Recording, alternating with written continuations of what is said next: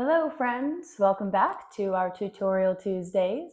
If you missed last week's, our first one, I can link it for you here. It was on a reverse warrior. We'll be talking about backbends for the month of February because why not? So today we are talking about camel pose. It is one of my favorite, juiciest backbends. It is a popular backbend in a lot of yoga flows, but it is not suitable for everybody as it is very intense. Seniors, pregnant women, postnatal women, and women on their menstruation cycle maybe should avoid this pose or at least modify it to your body's needs. Listen to yourself. If you push yourself in this pose, there are some things that can go wrong, which is why alignment is so important. And I'm so excited to be talking about it today. First off, I want to show you a few quick postures or movements that can help open us up and warm up the body for this pose. So I will quickly go through those right now.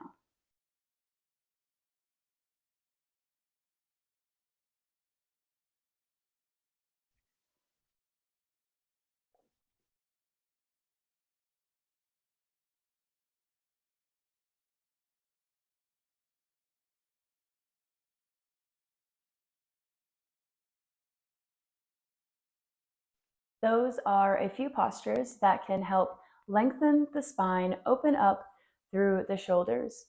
There are many more that we can do, and I will link here a little backbend warm-up class that I have, which is also tomorrow's class. So stay tuned for that if you are working your way up and through backbends. Camel pose is a very energetic pose. It can help boost energy in the body, so we use it a lot in vinyasa flows, not as much in gentle stretching classes. So now let's get into it. We begin on the knees. First of all, if we need any extra support, we can always place a padded blanket underneath the knees or underneath the ankles if need be. So again, listen to your body. We want to make sure, first of all, we are up on the knees, our knees are hip width apart, directly under our line of our hips. We will be grounding through the tops of the feet, so our feet are nice and strongly planted on the mat. We're lifting up through the crown of the head, roll the shoulders down and back. Already start to engage the inner thigh muscles by squeezing them together, active in this pelvis region, connect to your core. Taking the hands behind the lower back, we find the squishy little fleshy part here, placing the fingertips down, thumbs to the sides. Squeezing the elbows together, thinking of sending them to the back of the room, already opening up through the chest.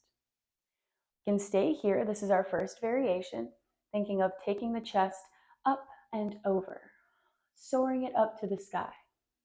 So we can stay here, or we can exhale and slowly send the pelvis forward. We start to shift the pelvis forward very slowly as we start to take a little back bend, moving very slow, breathing. If you can't breathe naturally and normally as we're bending backwards, we've gone a little bit too far, which is okay. We just dial it back a little bit. We work our way up to the full expression of the pose. So as we breathe, we start to take our back bend, our head tilts slightly back, thinking of lifting the chest up and over. Beautiful. And once you reach your certain point, you know where that is, you can feel it. We can slowly drop the hands back, trying to reach for the ankles. This is the full expression of the pose, sending the pelvis forward, the chest up. Head can gaze up, or we can drop the head back.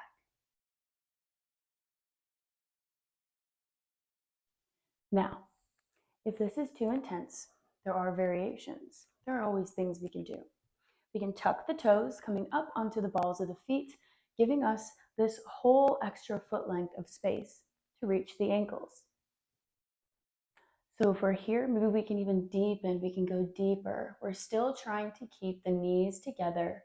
We want this correct alignment the entire time. We don't want to be moving our knees or our hips really at all.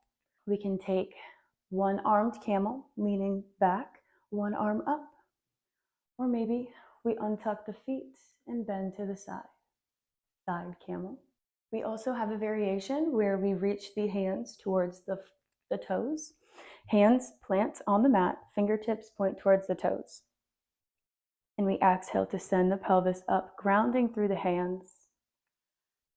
Getting a beautiful, nice long line. We're still strengthening and stretching through the quadriceps here. It is the same muscle groups as our full expression of camel pose.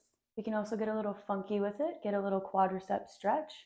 We can pick up the one ankle, pull it into the hips as we're reaching forward and back, really drawing the ankle in to lengthen even more through this quadricep. We can make a little camel mermaid hybrid by binding our hands. We also have an option to use our trusty dusty blocks if we still can't reach. Placing the feet flat on the floor and place the blocks right next to the feet. Beautiful. So taking our back bend, starting from up here, moving slowly with your breath. Exhale to drop back, really engaging through the core and the backs of the legs. Instead of reaching for the ankles, we reach for our blocks. And we can always put them up higher, helping yourself feel what this posture would feel like. Sometimes knowing what it's supposed to feel like is the hardest part of attaining a posture. The chakras that are activated during this posture is the heart chakra, which shouldn't be surprising. This is our chakra governing our self-love, our universal love, just our heart center, our compassion for everything and everyone. It is very open and active as we are widened through the chest. And as we reach out and extend through the spine, we open up and activate our throat chakra, which is our center of communication. So this is a great posture if we are needing a little bit more love, or maybe we want to be able to express ourselves freely. This posture can really help open those areas. I hope this little tutorial maybe cleared up any questions we had about camel pose. We got to play around with some variations, and I would love if you would come and practice with me on the mat. I will leave a few classes linked below where we peek in camel pose, or we have that pose in our class if you want to come and give it a try with me. Otherwise, I will see you next Tuesday for Tutorial Tuesdays.